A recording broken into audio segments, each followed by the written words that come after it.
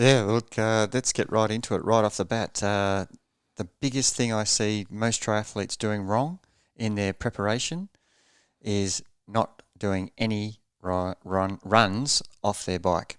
Um, it just baffles me. The event is swim, bike, run. It's not a running race. The difference for anybody out there who has ever gone for a run fresh compared to going for a run after riding their bike is chalk and cheese. The feeling in your legs, even the nutrition levels in your body after you've had a ride and then go running are completely different. The glycogen stores, the carbs, what phase you're in, burning, trying to get energy to run compared to running fresh. So you need to practice. The key thing in triathlon is to practice what is going to happen on race day. And that's just not in triathlon. That's in every sport. Practice what's going to happen on the day of the event in training. And that's what training is about. That's what the word training is, preparing for the event.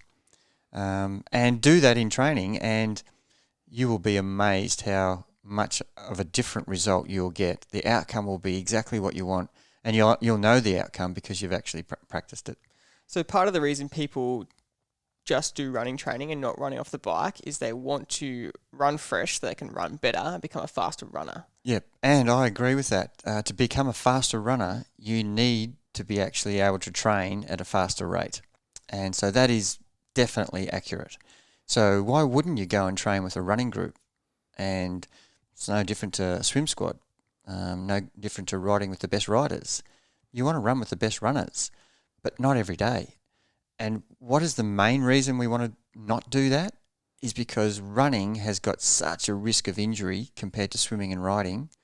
Running fast when you're fatigued and tired is really going to stress the body. So we only want to do that sparingly. And for me, I only want to do that once a week. Twice if I'm pushed. But the point is, in order to run fast in a race, you actually have to train with reasonable intensity at some stage during your training program. No different to the bike, no different to the swim. But we don't want to do it at as many percentages as we do in swim and riding. So talking about that running off the bike still, how does that differ between pros and age groupers, or do you think the principle is still the same?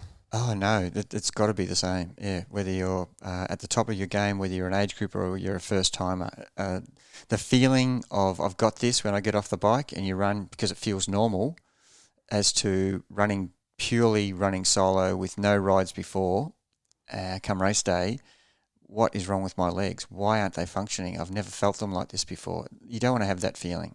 So training with bike to run is the biggest mistake people make. And some people say, yeah, I do a brick session. Oh, a brick session?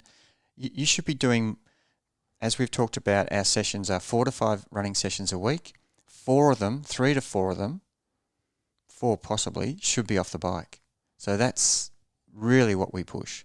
And one of those days is where you could run with a group, not off the bike, where you're a little bit fresh and you can be pushed for some intensity. And that varies according to what stage of preparation you're at.